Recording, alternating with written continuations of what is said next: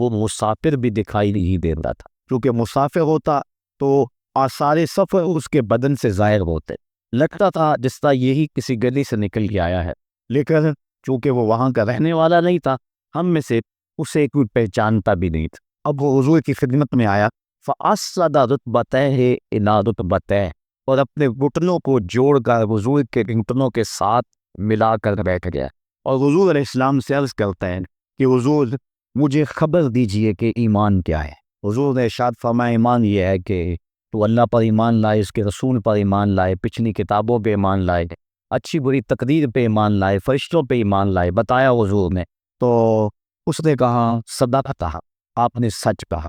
کہتے ہمیں بڑا تعجب ہوا کہ خود ہی سوال کرتا ہے اور خود ہی تائید کر دیتا ہے۔ پھر کہنے لگا اسلام کیا ہے؟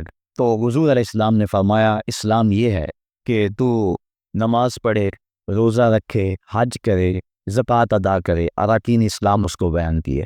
کہنے لگا آپ نے سچ کہا۔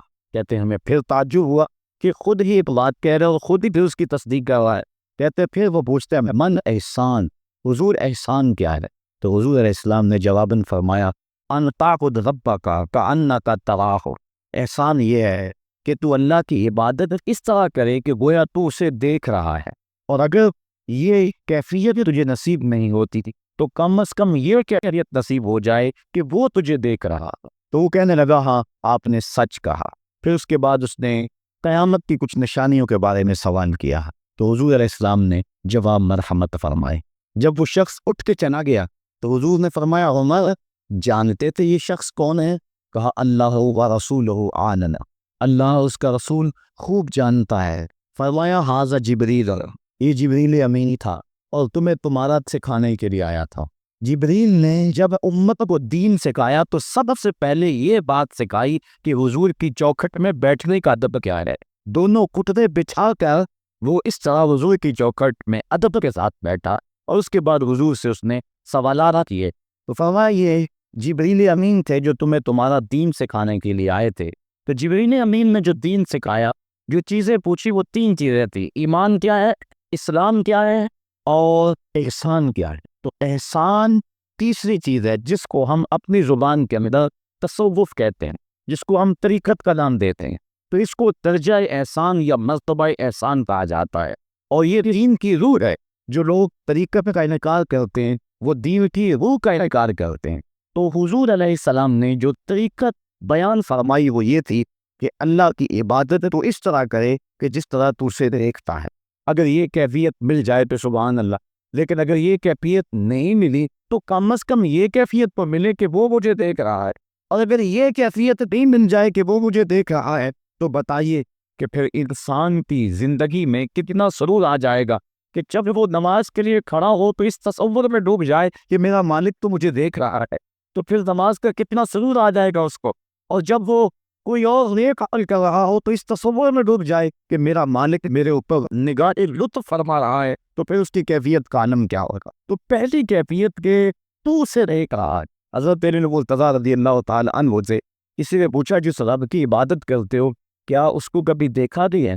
تو حضرت علی مرتضیٰ نے جواباً کہا لم اعبد ربا لم اراب، اے صاحب کبھی کبھی کی بات کیا کرتا ہے، علی تو اتنی دیر تک سجدے سے سر ہی نہیں اٹھاتا جب تک اس کے جمال جہاں آرا سے فیض یاب نہیں ہو جاتا۔ حضرت داتا گنج بخش علی اجمیری علیہ رحمہ کشف الماجوب کے اندر ایک حدیث نقل کرتے ہیں کہ حضور علیہ السلام نے ارشاد فرمایا کہ فاقہ کشی اختیار کرو اور بھوک اور پیاس برداشت کرو، ممکن ہے کہ اس دنیا کے اندر تم اپنے دل کی آنکھوں سے اپنے رب کا مشاہدہ ہے۔ تو یہ جو مرتبہ احسان ہے جو مومن کا مقصود ہے وہ اس کو حاصل ہوگا روزہ رکھنے سے۔ اور اگر چلو کسی روزہ دار کو یہ کیفیت نہ ملے کہ وہ اپنے رب کے جمال جہاں آرا کو دیکھ لے، اس کے جلووں کو دیکھ لے، اس کے دیدار کی دولت سے مالا مال ہو جائے، اس کا دل اس کی محبت میں ایسا ڈل پے کہ وہ جدھر دیکھے اسی کے جلووں کو ہی دیکھتا چلا جائے، اگر روزہ دار کو ایسی دولت نہ بھی نصیب ہو تو کم از کم روزہ دار کو یہ دولت تو ضرور ملے گی کہ وہ اس احساس میں ڈوب جائے گا کہ میرا رب مجھے دیکھ رہا ہے۔ گناہ گار سے بنا گار شخص نہیں کڑپتے کہ دوپہر میں ٹھنڈا پانی دستیاب ہونے کے باوجود ایک گھونٹ بھی الگ سے نیچے نہیں اتارتا، کیوں؟ اس لیے کہ میرا مالک تو مجھے دیکھ رہا۔ تو یہ احساس اس کو آیا کہ نہ آیا؟ کاش کہ رمضان میں یہ نور جو ہم کو نصیب ہوتا ہے، یہ رمضان کا خاص نور ہے، مرتبہ احسان سے پھوٹتا ہوا یہ اجالا رمضان میں ایک گناہگار سے گناہگار شخص بھی حاصل کر لیتا ہے کہ وہ اس احساس میں ڈوب جاتا ہے کہ میرا مالک مجھے دیکھ رہا ہے۔ کاش کہ وہ اس کو اندر سمو لے اور اس کو دل کی ایک ایک پرت پہ رکھ لے اور اس کو سجا لے اور اس دولت تو پھر جانے نہ دے، تو پھر اس کے لیے گناہ کرنا مشکل ہی نہیں، محال ہو جائے گا۔ اس احساس سے پانی نہیں پیتا کہ میرا اللہ مجھے دیکھ رہا ہے، تو کیا مجھے یہ بتاؤ کہ جب وہ دکان پہ بیٹھ کے ڈنڈی مارتا ہے کہ اللہ اس وقت نہیں دیکھتا تھا؟ جب وہ کسی کی جیب کاٹتا ہے اللہ اس وقت نہیں دیکھتا تھا؟ جب وہ رشوت لے رہا ہوتا ہے اللہ اس وقت نہیں دیکھتا؟ کہ اللہ تعالیٰ صرف رمضان میں دیکھتا ہے، یہی رمضان میں نہیں دیکھتا تھا؟ تو یہ احساس لاش کے اس کے ساتھ لگ جائے کہ میرا مالک مجھے دیکھ رہا ہے، تو پھر گناہ کرنا مشکل ہی نہیں، ناممکن ہو جاتا ہے۔ ساتویں کوٹھڑی میں جب سارے دروازے بند کر کے بت کے اوپر موٹا کپڑا ڈال کے زلیخا بولی ہے طلت یوسف اب آ جاؤ نا، اب تو کوئی نہیں دیکھ رہا ہے، تو یہی احساس تھا جس نے روشنی بھی کالا معاذ اللہ، کہا اللہ کی پناہ، تو اپنے معبود سے موٹی چادر ڈال کر چھپ گئی، لیکن میرا خدا تو ساتویں کوٹھڑی میں بھی دیکھ رہا ہے کہ اتنی روشنی ورسی، اتنے اجالے اترے کہ گناہ کیا گناہ کا تصور بھی معال ہو گیا۔ تو یہ یقین، یہ اذعان کہ میرا مالک مجھ کو دیکھ رہا ہے، انسان کے لیے گناہ کو مشکل ہی نہیں، ناممکن بنا دیتا ہے۔ اور میرے اور آپ کیا تو مولا نے فرمایا سبعۃ یظلھم اللہ تعالی فی ظلہ یوم لا ظل الا ظلہ، امام عادل وشاب نشأ فی عبادۃ اللہ ورجل قلبہ معلق بالمساجد ورجل دعته امرأة ذات منصب وجمال فقال انی اخاف اللہ ورجلان تحابا فی اللہ اجتمع علیہ وتفرقا الیہ ورجل تصدق بصدقۃ فاخفاها حتی لا تعلم شمالہ ما تنفق یمینہ ورجل ذکر اللہ خالیا ففاضت عیناہ او کما قال۔ حضور ارشاد فرماتے ہیں کل قیامت کے دن جب کوئی سایہ نہیں ہوگا، 7 اشخاص ایسے ہیں اللہ تعالیٰ جنہیں اپنے عرش کا ٹھنڈا سایہ نصیب فرمائے گا۔ حدیث طویل ہے اور مجھے وقت کے گزرنے کا شدت سے احساس ہے، میں اپنا مقصود آپ کے سامنے رکھوں گا۔ چوتھا شخص وہ وَرَجُلٌ دَعَتْهُ امرأة ذات منصب وجمال فقال انی اخاف اللہ۔ چوتھا وہ شخص جس کو کسی عورت نے دعوت گناہ دی، اور وہ عورت کوئی معمولی عورت نہیں تھی، ذات و منصب و جمال، ایک روایت میں ذات و حسب و جمال، یعنی منصب اور جمال کی مالکہ تھی، یا حسب و نسب اور جمال کی مالکہ تھی، اور اس نے نوجوان کو دعوت گناہ دی۔ اب قدموں میں اسی خود بخود بچھنے کے لیے بےتاب ہے، تو جب جذبات انگڑائیاں لے رہے ہوں، جوانی چوبند پہ ہو اور آرزویں مچل رہی ہوں اور اسی خود قدموں میں بچھنے کے لیے بےتاب ہو، تو پھر اپنی خواہشات کو لگام کون دے گا؟ لیکن اگر کسی نے اس وقت یہ کہہ کے اس کی پیشکش کو ٹھکرا دیا انی اخاف اللہ، میں تیری بات کیسے مانوں، مجھے رب سے بڑا ڈر لگتا ہے۔ حضور فرماتے ہیں جب کسی عورت نے اس کو دعوت گناہ دی، یا کوئی مرد کسی عورت کو دعوت گناہ دینے لگا، تو اس نے کہا انی اخاف اللہ، میں تیری بات نہیں مان سکتا کہ مجھے اللہ سے ڈر لگتا ہے۔ حضور فرماتے ہیں کل قیامت کے دن جب سورج صبح نیل پہ ہوگا اور زمین تانبے کی ہوگا، لوگ پسینے میں شرابور ہوں گے، اللہ پورے قہر و عظمت و جلال میں ہوگا، لوگ پہنا اٹھائے جائیں گے، پسینے سے شرابور ہوں گے، ندامت ان کے چہرے پر چڑھی ہوئی ہوگی، لیکن 7 اشخاص میں سے ایک شخص یہ ہے کہ قیامت کے دن جب کوئی سایہ نہیں ہوگا، اللہ اسے اپنے عرش کا ٹھنڈا سایہ نصیب فرما دے، کہ جس نے برائی کو یہ کہہ کے ٹھکرا دیا کہ میرا رب مجھے دیکھ رہا ہے اور میں اس سے خوف کھاتا ہوں۔ امام یافعی نے روض الریاضین کے اندر یہ واقعہ لکھا ہے کہ ایک نوجوان کپڑے کی دکان پہ کام کرتا تھا، ایک عورت آئی، اس کا اس جوان پہ دل آ گیا، اس نے کپڑا ضرورت سے زیادہ خرید لیا اور مال کے دکان سے کہنے لگی جوان کو میرے ساتھ بھیج دو، میری گٹھڑی باری ہے، گھر چھوڑ آئے۔ مال کے دکان اس کی نیت سے آگاہ نہ ہو سکا، اس نے نوجوان کو ساتھ بھیج دیا۔ جب وہ اس کو گھر لے گئی، اندر داخل کر کے دروازہ بند کر دیا اور دعوت گناہ دینے لگی۔